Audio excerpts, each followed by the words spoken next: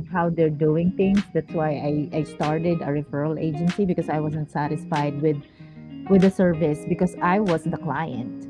Like I was their client because I have the facility. So I wasn't planning on doing my own referral agency because just having a boarding care is a lot to take care of Yeah. or to do and to manage. But with my dissatisfaction, it's like, no, you can't be like giving me a number and a name and let me call that person, and schedule my own appointment without even knowing a lot of information that I needed, and then sometimes they would even, they would give me clients that are below our budget. And then I would hear from, because we have like this, we know a lot of people, kind of, some owners of board and care.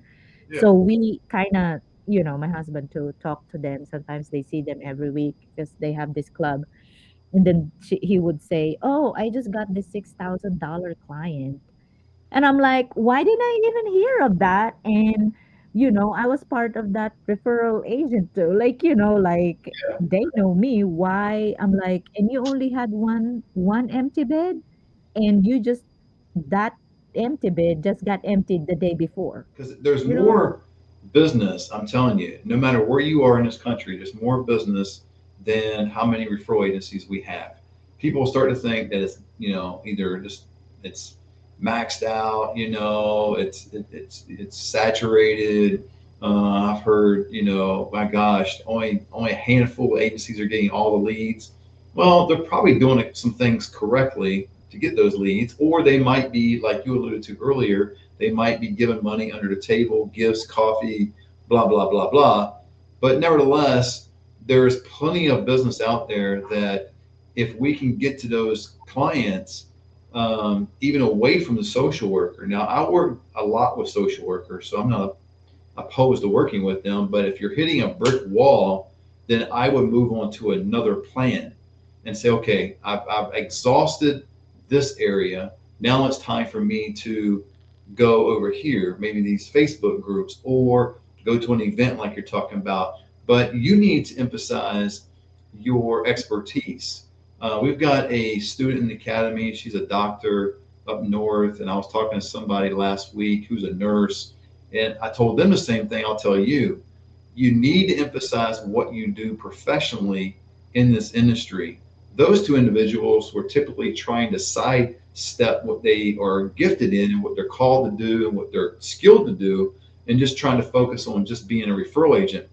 I love personally to work with professionals. Like, for instance, what I told them, I'll tell you, you being an occupational therapist, you being skilled in a certain area, you market that correctly, people will gravitate to you more so than they would maybe someone even like me. I've been doing it a long time, but outside of being a referral agency and sales and management, but no official title as occupational therapist like yourself, people might want to tend to go to you. You own a residential care home, so you know the inside and out of what you do. I would be promoting your home like crazy, like doing virtual tours, doing videos of your home, making sure those testimonies of residents that you already do have that you put out there.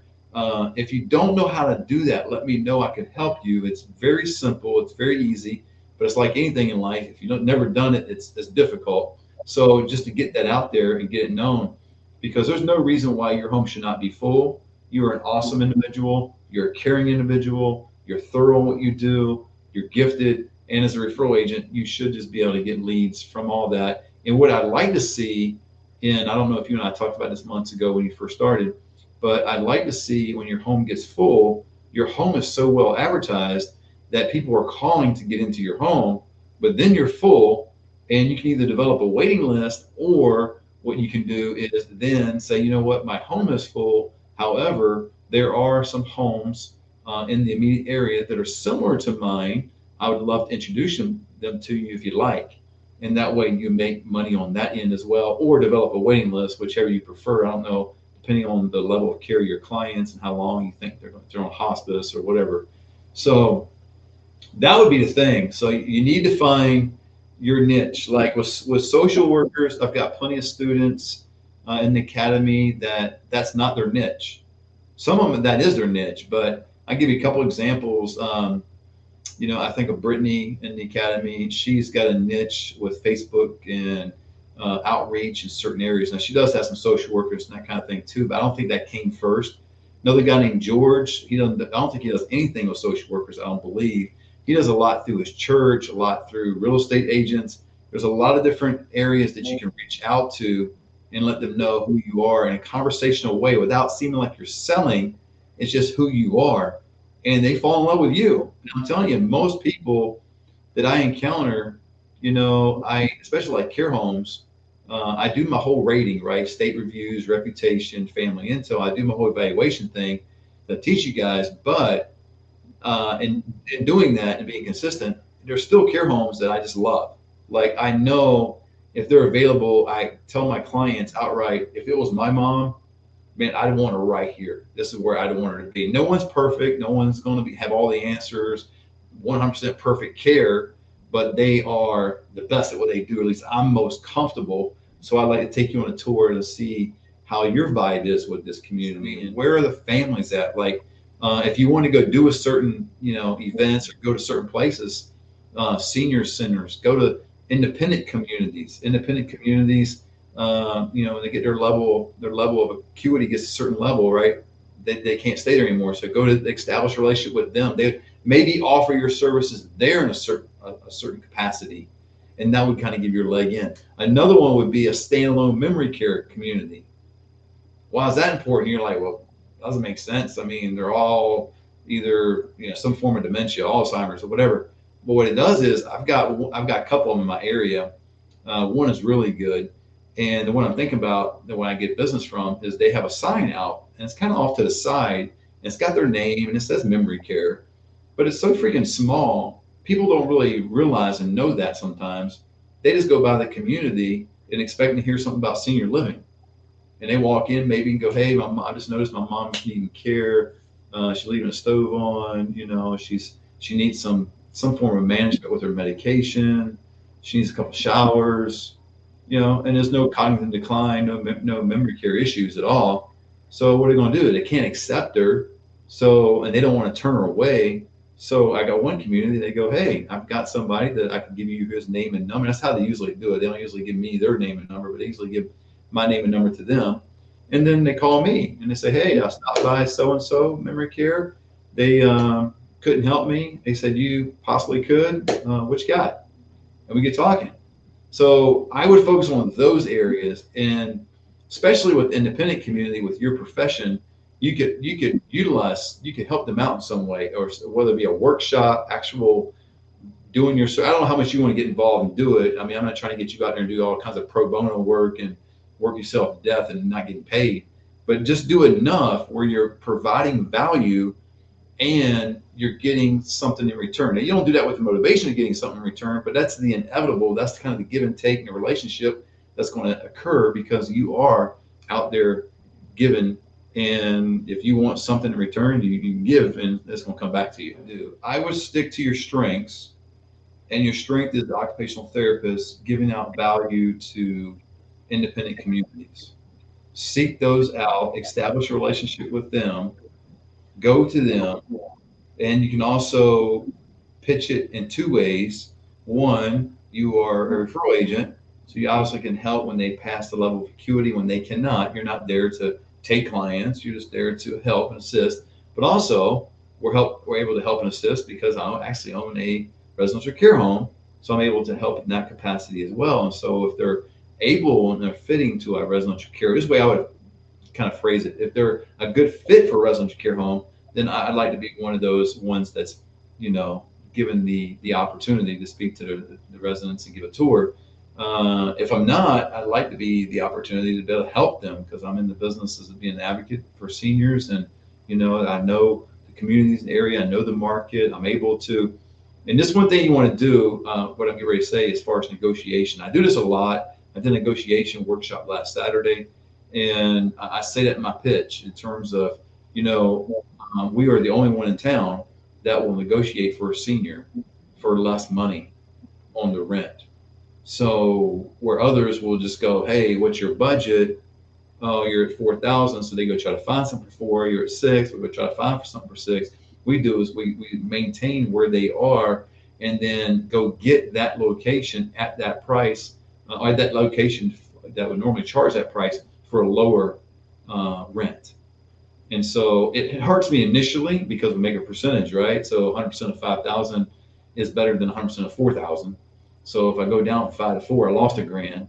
But in the long run, what it's done is it's helped our business because people talk about that. They go, man, Matt was able to help my mom into a great community. Oh, and by the way, guess what? He saved us thousands of dollars. Well, the other person tends to remember that.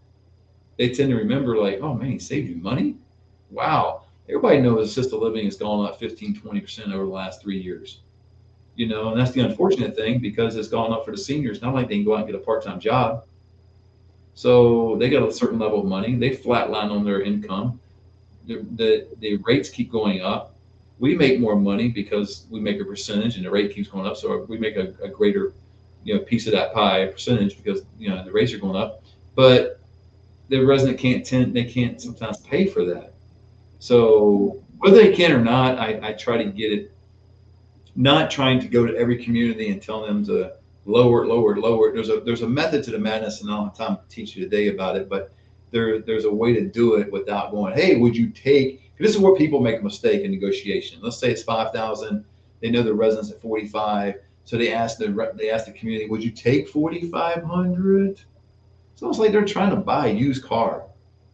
I mean, they're not doing that kind of thing, man. I mean, what you have to do is you have to sell them on the resident and who they are as a family, and there's certain tactics and strategies that I use with that to get them to fall in love with the resident, if possible.